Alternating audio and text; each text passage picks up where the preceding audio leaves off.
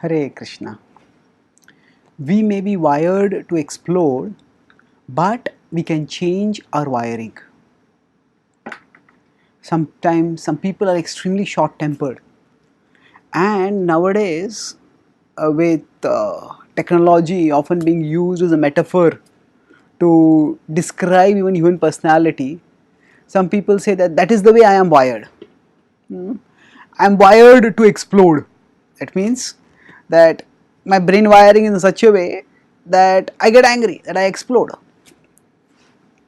Now, even if there is wiring, assuming it is there, say sometimes there are places where there are bombs which are placed, and those bombs are going to detonate at a particular time. Now, that does not mean that the bombs have to detonate and the place has to get destroyed.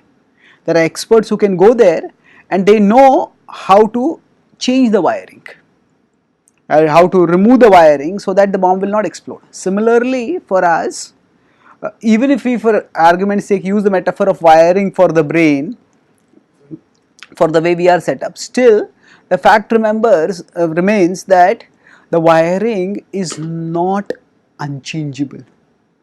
The wiring is basically just another way of talking about conditioning. Some of us may be conditioned towards being short tempered. Krishna talks about this in the Bhagavad Gita in the 16th chapter when he describes the ungodly or demoniac nature.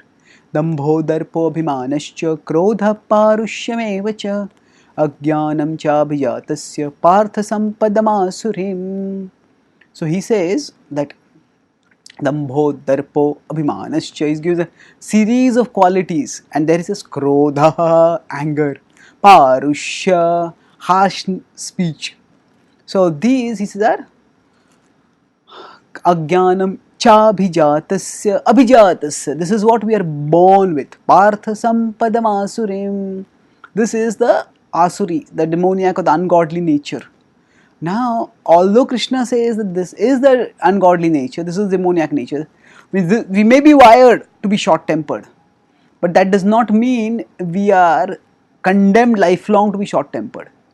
We can change the wiring by following the principles of dharma, especially following the principles of bhakti.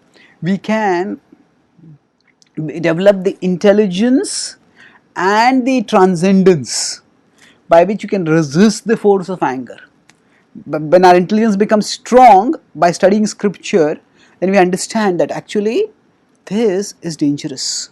There's going to be dangerous consequences, and this force of anger is now taking me over, and I should not succumb to it. So then we can do something practical, such as we can take deep breaths, we can count till 10, we can chant the holy names, we can pray, we can get the energy within us released in some non-harmful way. Some people just write out their thoughts so that they can give a vent to them. Some people use boxing bags and punch the boxing bag to get the anger out. Some people may go for jogging. Physically, mentally, whatever we need to do, we can get that anger out of our system without getting it out in a way that it hurts others. And then ultimately transcend, this is how we can use our intelligence to process the anger, not just succumb to it. And transcendence means that we can actually rise beyond. As we become connected with Krishna through the study practice of Bhakti Yoga, which is the ultimate recommendation of Dharma in the Bhagavad Gita, then we will become free from the anger. So even when the wiring is there, we can resist the pushing of the wiring, and gradually by consistently practice Bhakti, we can even change the wiring. The Bhagavad Gita in its same 16th chapter, last verse says that therefore, tasmat shastram pramanam te karya karya vastito. Therefore, with Shastra, understand what to do. 2 verses before that, it says, Etair vimukta kaunteya tamodaris nibhainaraha acharatya shreyas toyati param gatim.